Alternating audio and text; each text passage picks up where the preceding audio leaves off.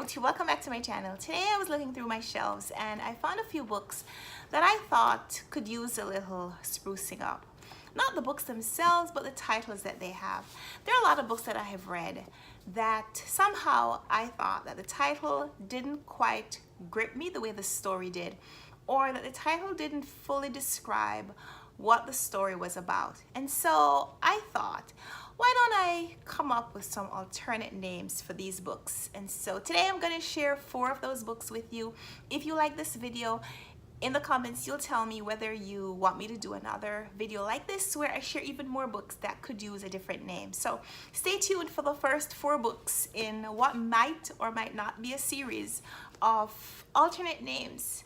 You'll decide in the comments. First book that I thought could use a brand new name is Radiance of Tomorrow by Ishmael Beah.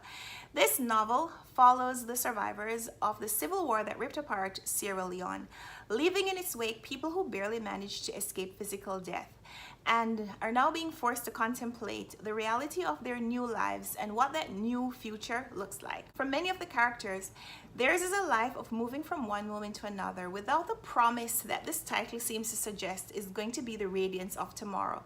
In fact, now that they've lost the ties to their ancestral past and also given up the birthright that would assure them of a better future, this novel title seems to promise something that it can never deliver. So I would rename it something that focuses on what these people are dealing with, their unrecognizable landscape that they're now being faced to live in, or the contradiction between the past that they were assured of and the almost non-existence of a better future tomorrow. So the new name that I would give this book would probably hint at the wasteland of their present instead of looking at their future or their past. So something like Between Yesterday and Tomorrow, or No Tomorrow, or After Yesterday, or even using the title to hint at how these people came to not have a future, like Stolen Past, Sold Future, or something like that. Olive Kitteridge is a series of linked short stories that follows a title character through the different periods of her life, from marriage to motherhood, as well as tracking the relationships that force her to become the person that she is as she transitions from one phase of her life to another, and all the manifestations of her character. While the book is about her, there are new characters in every story, and so Olive represents the intersection of all these different influences and the outpouring of all this combined belief. So when Olive is harsh, we recall the experiences that she's lived through that have probably led up to her delivering her words with this caustic tone. And so while the book is about Olive, it's not just about her. And so a better title, I think, would hint at how Olive is not just a woman, but a representative of an entire culture. So something that hints at how Olive is an allegory for our society. So instead of Olive Kitteridge, What Becomes Olive, or What's Eating Olive, which is a pun on Olive, her name, and Olive, the fruit, and also points to a little bit of the envy that Olive feels when she sees characters around her having a better life than she does. Or Dry with an Olive, suggesting a grown-up drink. Or Life Becomes Her.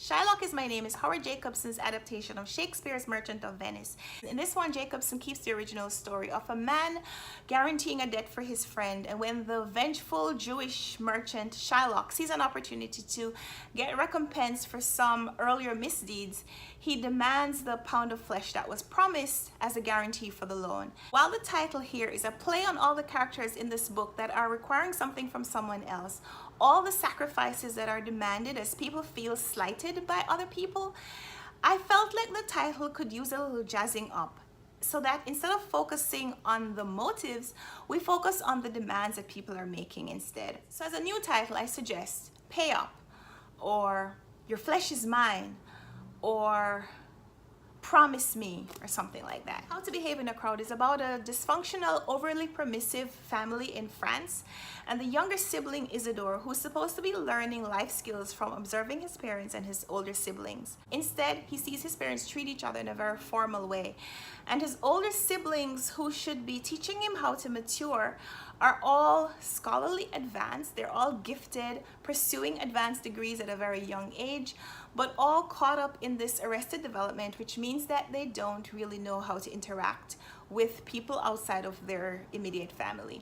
I thought the title and the cover weren't particularly inviting, so I'd rename the title, we'd start there, and I'd call this book Teach Me, to hint at how these people are supposed to be teaching Isidore to become a young man.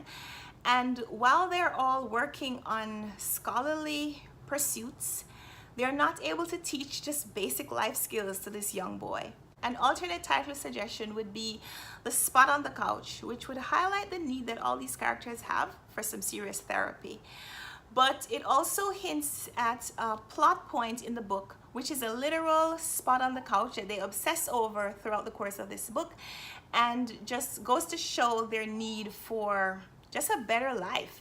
So those are my alternate suggestions for these books. Leave me a comment down below if you agreed that some of these books could probably use a little jazzing up. And if you like my titles, or if you want to suggest another of your own, go ahead and leave me a comment down below. It's not a conversation unless you participate.